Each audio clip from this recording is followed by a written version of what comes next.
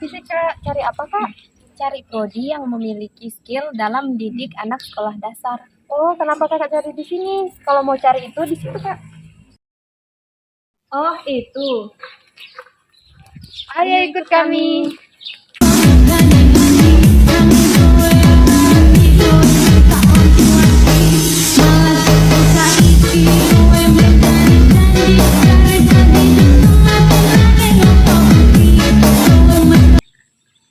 Mari bergabung bersama kami di Prodi PGSD yang inovatif, kreatif, dan berkarakter.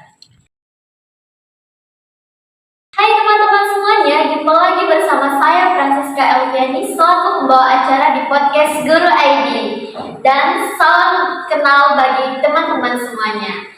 Nah, di sini pada kesempatan kali ini kita akan membahas tentang pengadaan dan pembinaan bagi seorang tenaga pendidik di sekolah inklusi. Tentunya di sini bukan hanya saya sendiri yang akan membahas topik hangat ini, tetapi saya bersama 3 orang narasumber kita. Dan tanpa berlama-lama lagi, mari kita sapa 3 orang narasumber kita. Hai Bu Tuti, Pak Junis, Ibu Angel. Nah, sebelum kita lanjut ke pembahasan topik kita pada hari ini, saya akan terlebih dahulu menanyakan kabar kepada ketiga orang narasumber kita. Bu, bagaimana tadi perjalanan Ibu ke sini dan bagaimana kabar Ibu hari ini? Apakah dalam keadaan baik-baik saja atau di dalam perjalanan terdapat beberapa kendala atau bagaimana, Bu? Iya, baik Kak. Terima kasih ya Kak atas waktu yang diberikan. Untuk jalan, maksudnya menuju ke sini, puji Tuhan baik dan kabarnya juga baik. Ke sini datangnya juga bertiga. Jadi jalan sempat ada kena macet sedikit, ya maklumlah namanya juga. Aduh, musim-musim politik jadi jalan mungkin agak macet. Iya. Semoga saja topik yang akan kita bahas di podcast hari ini dapat bermanfaat untuk saya dan juga untuk para penonton sekalian. Baik, mari kita mulai. Nah, topik pembahasan kita pada hari ini adalah tentang pengadaan dan pembinaan tenaga pendidik di sekolah inklusi. Yang dimana secara kita ketahui bersama bahwa pengadaan itu merupakan suatu hal yang akan dilaksanakan dan ditata dan diterapkan. Sedangkan pembinaan itu sendiri merupakan suatu bimbingan. Begitu juga sama halnya dengan pengadaan dan pembinaan tenaga pendidik di sekolah inklusi. Berarti menjadi seorang tenaga pendidik yang harus dibina, dibimbing, dilatih dalam pelaksanaannya mengajar di sekolah inklusi. Yang secara pada dasarnya sekolah inklusi itu merupakan sekolah luar biasa atau sekolah yang biasanya sering kita jumpai anak-anak istimewa atau anak-anak yang memiliki kelainan khusus. Dan tentunya guru akan mengajar mereka. Maka dari itu harus menjadi seorang guru yang profesional dengan segala tugas utamanya, yaitu mendidik, mengajar, membimbing, mengarahkan, melatih, menilai, serta mengevaluasi peserta didik. Baik, selanjutnya saya ingin bertanya kepada narasumber pertama kita, yaitu Ibu Tuti. Nah, Bu, di sini saya ingin bertanya, menurut pendapat Ibu sendiri, apa pengertian dari tenaga pendidik atau pengertian dari seorang guru itu sendiri? Baik Kak, terima kasih atas waktu yang telah diberikan. Perlu kita ketahui, dari kata tenaga pendidik kita sudah tahu bahwa tenaga pendidik ini yang mengajari. Berarti itu otomatis kalau kita ibaratkan itu adalah guru atau kalau di perguruan tinggi itu dosen. Nah, secara pengertian bisa kita artikan adalah tenaga pendidik adalah individu yang lebih mengarah pada mengajar yaitu lebih ke guru. Kalau di SD, SMP, SMA di perguruannya masih dikatakan masih rendah gitu. Kalau di perguruan tinggi kita sebut dengan dosen. Iya. Dan untuk pertanyaan kedua, saya ingin bertanya lagi ya Bu. Iya. Dan apa saja sih tugas dari seorang guru atau tugas dari seorang tenaga pendidik itu sendiri?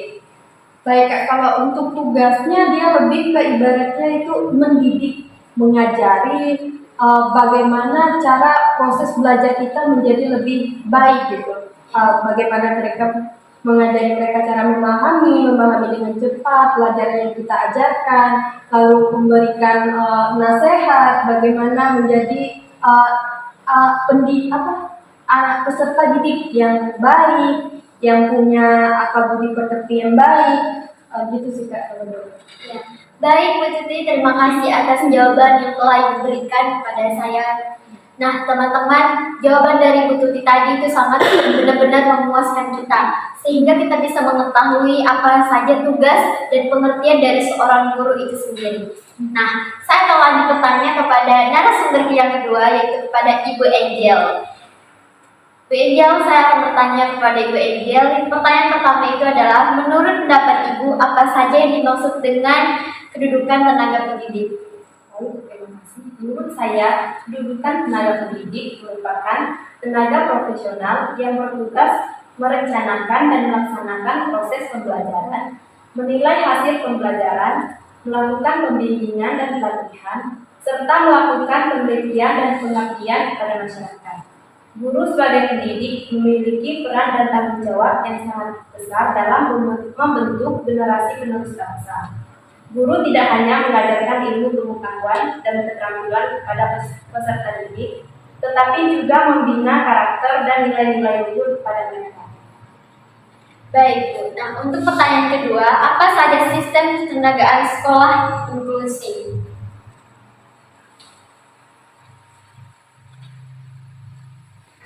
Baik, sistem ketenagaan sekolah inklusi ada 3. Yang pertama, jenis ketenagaan. Nah, di mana dalam jenis ketenagaan ini ada beberapa yang termasuk dalam jenis ketenagaan. Yang pertama, ada kepala sekolah, guru mata pelajaran, dan juga guru pembimbing khusus. Masing-masing jenis tenaga kependidikan memiliki tugas dan fungsi sesuai dengan aturan yang berlaku.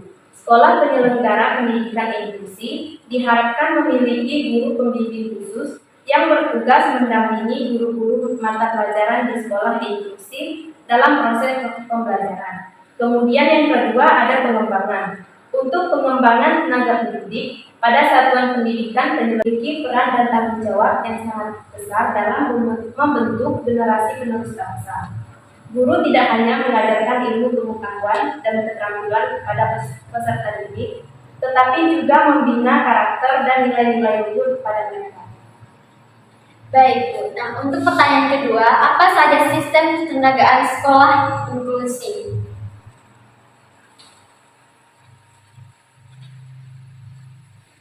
Baik, sistem ketenagaan sekolah inklusi ada 3. Yang pertama, jenis ketenagaan. Nah, di mana dalam jenis ketenagaan ini ada beberapa yang termasuk dalam jenis ketenagaan. Yang pertama, ada kepala sekolah, guru mata pelajaran, dan juga guru pembimbing khusus.